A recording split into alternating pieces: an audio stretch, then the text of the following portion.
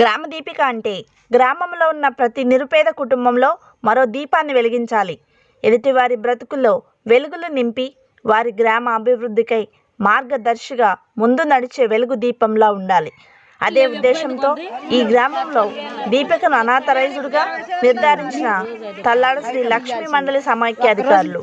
ఇదే అదునుగా చేసుకుని ఒకే ఇంట్లో నలుగురు కుటుంబ సభ్యులు ఇష్టానుసారంగా డ్వాక్రా మహిళల కష్టార్జితం తీసుకొని అక్రమంగా సంతకాలు వేలిముద్రలు వేసి నిరక్షరాస్యులను నమ్మించి అమాయకుల నుండి పైసలు ఎలా దండుకుంటున్నారో మీరే చూడండి అంటూ పూర్తి ఆధారాలు చూపిస్తున్న పాతమిట్టపల్లి బాధిత డ్వాక్రా మహిళలు. పాతమిట్టపల్లి గ్రామం మరి డ్వాక్రా మహిళా సంఘాలలో జరుగుతున్నటువంటి గత కొద్ది రోజులుగా మరి అనేక ఫిర్యాదులు కూడా వెలుగు ఆఫీస్ ఏపీఎం గారికి, ఏపీఎం శ్రీనివాసులు గారికి, సిసి రాజలక్ష్మి గారికి కూడా ఫిర్యాదులు అందజేయడం జరిగింది.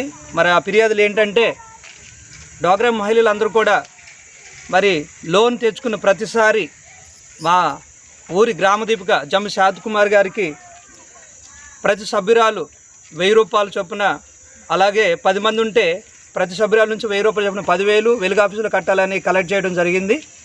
అలాగే ఆమెకి ప్రతి సభ్యురాల నుంచి 200 చొప్పున 10 × 200 2,000 ఆ రకంగా లోన్ వచ్చిన ప్రతిసారి ఆ విధంగా డబ్బులు వసూలు చేయడం జరిగింది. అదేవిధంగా శ్రీనిధి రుణాలు ఇప్పించుట కొరకు 1,00,000కి 3,000, 50,000కి 1,500 చొప్పున వసూలు చేయడం జరిగిందని మరి మేము వెలుగు ఆఫీసులో అధికారులకి ఫిర్యాదు చేయడం జరిగింది. మరి ఇప్పుడు నేను మీ ముందు తర్వాత మేము కొంతమంది కొద్దిగా ఆలోచించి ఒక బుక్ మెయింటైన్ చేయడం జరుగుతుంది. మరి 1,00,000 రూపాయలు తీసుకున్న వాళ్ళు నెలకు 5,000 చొప్పున 25 నెలలకు కట్టాలని చెప్పేసి ఉంది.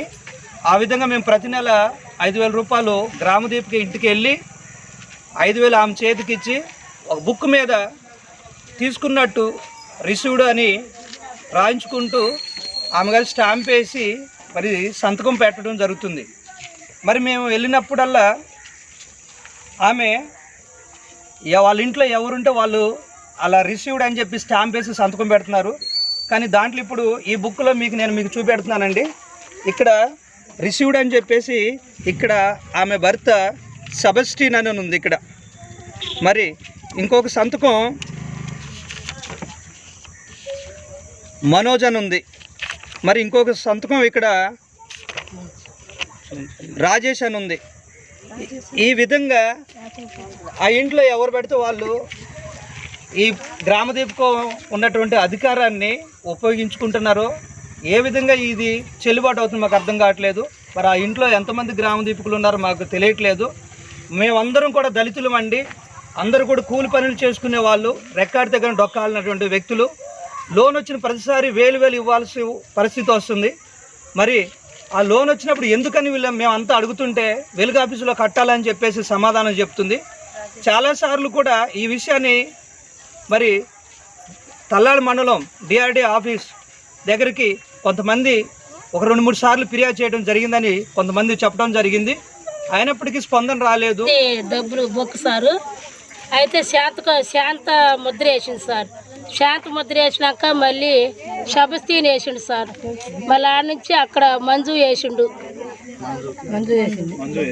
వేసింది. తర్వాత వాళ్ళ అబ్బాయి పేరేంటి మనోజు వేసిండు. తర్వాత ఒక నెల రాజేష్ అని ఉంది సార్. అయితే ఈ బొక్కు నాదే సార్. అయినాక మళ్ళీ తర్వాత ఈ 2,000 వేసినాక 5వ తారీఖు ప్రతి 5వ తారీఖు 11,000 ఇందుట్లో రాయలేదు సార్. ముద్ర పడలేదు సార్. ముద్ర వేయలేదు. నాకు డౌట్ వచ్చి ఏంటమ్మా వేయలేదంటే నీకెందుకమ్మ నేను లాస్ట్కి చెప్తాను, నీకు లాస్ట్గా నీకు తీరినప్పుడు కన్నది సారు. నాకు డౌట్ వచ్చి మొన్న కూడా డబ్బులు కట్టాలా, నీ పొత్తు వచ్చినప్పుడు నీ కడు చేస్తా అంటే ఆ 11,000 తీరినప్పుడే ఇద్దరం మాట్లాడుకోవచ్చు అని నేను నా కడుపులో నిలుచుకున్నాను సార్. ఎవరికి తెలియజెప్పలేదు సార్. ఏపీఎం గారు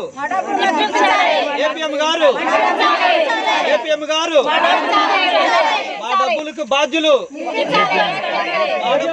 సిసి రాజలక్ష్మి గారు, మా డబ్బులకు బాధ్యులు ఏపీఎం శ్రీనివాసులు గారు, మా డబ్బులకు బాధ్యులు ఏపీఎం శ్రీనివాస్ గారు. మా డబ్బులు మాకు ఇప్పించాలి.